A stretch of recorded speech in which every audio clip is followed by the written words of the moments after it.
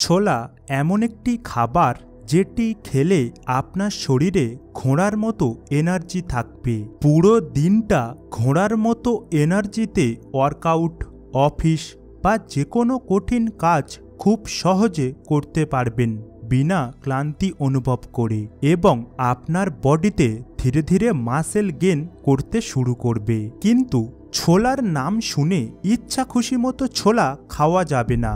খেলে আপনার বডি তৈরি হওয়ার বদলে ধীরে ধীরে খারাপ হতে শুরু করবে। তাই আজকের ভিডিওটির মধ্যে আমরা জানব কোন ছোলা কখন, কিভাবে, কতটা পরিমাণে খেলে আপনার বডিতে মাসেল গেইনের সাথে সাথে আপনার বডি লোহার মতো শক্ত হবে। তাই ভিডিওটি শেষ পর্যন্ত মনোযোগ সহকারে দেখতে থাকুন।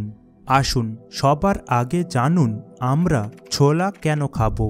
তার কারণ ছোলাতে প্রচুর পরিমাণে প্রোটিন, ক্যালসিয়াম, আয়রন, কার্বোহাইড্রেট ও ফাইবার পাওয়া যায়, যা একটি কমপ্লিট মিল আপনারা বলতে পারেন। তাই ছোলাকে আপনারা যেভাবে ইচ্ছা সেভাবে খেতে পারেন।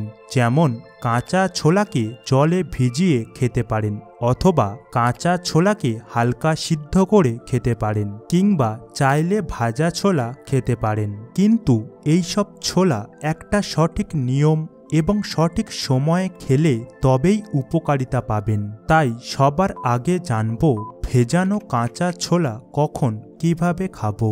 দেখুন, সবার প্রথমে কাঁচা ছোলাকে রাত্রে যে কোনো পাত্রে দুমুঠো জলে ভিজিয়ে সকালে খালি পেটে সেই ভেজানো ছোলার জল এবং ভেজানো কাঁচা ছোলা খেতে পারেন। কিন্তু একটা কথা মনে রাখবেন, খাবার খাওয়ার পরে যদি ভরা পেটে কাঁচা ছোলা খান তবে ওই কাঁচা ছোলা উপকারের বদলে আপনার বডিতে হজমের মতো সমস্যা করতে পারে, কারণ ভেজানো কাঁচা ছোলা হজম হতে অনেকটা দেরি হয়। তাই সকালে খালি পেটে কাঁচা ছোলা খেলে আপনার বডিতে হজমের সমস্যা দূর করা থেকে শুরু করে আপনার বডিতে ভরপুর শক্তি প্রদান করা এবং আপনার বডিতে সমস্ত নোংরা দূর করতে সাহায্য করে। তাছাড়া যদি পারেন ছোলাকে অঙ্কুরিত করে খেতে পারেন, তাহলে কাঁচা ছোলার দ্বিগুণ উপকার পাবেন, কারণ অঙ্কুরিত ছোলাতে বরদানের মতো শক্তি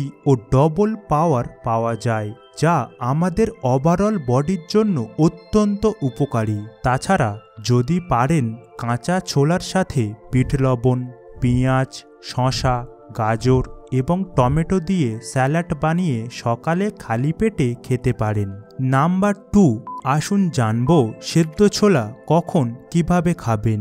দেখুন, যে সমস্ত লোকেদের কাঁচা ছোলা খেতে সমস্যা হয় তাদের জন্য বেস্ট একটি অপশান কাঁচা ছোলাকে হালকা সিদ্ধ করে খাওয়া। তবে খালি পেটে এবং রাতে সিদ্ধ ছোলা একদমই খাবেন না, খেলে হজমের সমস্যা হতে পারে। তাছাড়া দিনের যে কোনো সময়ে আপনারা সিদ্ধ ছোলা খেতে পারেন। বিশেষ করে যে সমস্ত লোকেরা জিমে হেভি ওয়ার্কআউট এবং ডেলি অ্যাক্টিভিটি করেন, তারা যদি ওয়ার্কআউটের পরে 100 গ্রাম সেদ্ধ ছোলা খান, তাহলে সিদ্ধ ছোলা আপনার বডিতে প্রচুর পরিমাণে প্রোটিন এবং নিউট্রিশন প্রদান করে, যা আপনার বডিকে পুরোপুরি রিকভারি করতে এবং মাসেল গেইন ও ক্লান্তি দূর করতে সাহায্য করে। তাছাড়া যদি পারেন সেম বিট লবণ, পেঁয়াজ, শসা, গাজর ও টমেটো দিয়ে স্যালাড বানিয়ে খেলে সিদ্ধ ছোলা আপনার বডিতে ভরপুর শক্তি প্রদান করে। নাম্বার 3, এখন জানব ভাজা ছোলা কখন, কিভাবে খাবেন। দেখুন, ভাজা ছোলা আপনি দিনের যে কোনো সময়ে সকালে, দুপুরে কিংবা সন্ধ্যেতে খেতে পারেন। কিন্তু ভাজা ছোলা সবাই খেয়ে হজম করতে পারে না।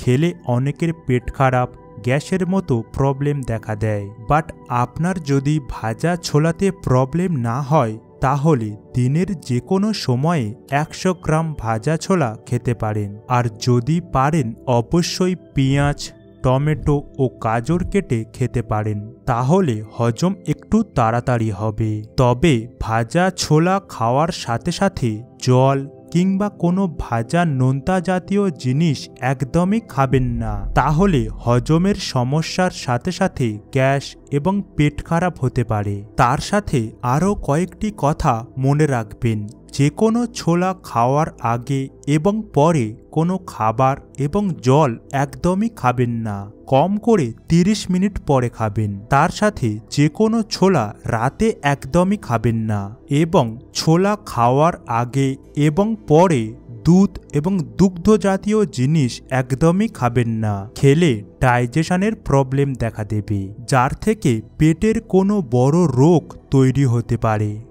সো এই কথাগুলি মনে রেখে কারা কারা নিজেদের বডিকে লোহার মতো শক্ত এবং ঘোড়ার মতো এনার্জি আনতে ইচ্ছুক, নিচে সুন্দর কমেন্ট করে অবশ্যই জানাবেন। এবং আপনাদের সাথে দেখা হচ্ছে সোজা পরবর্তী ভিডিওতে। বাই।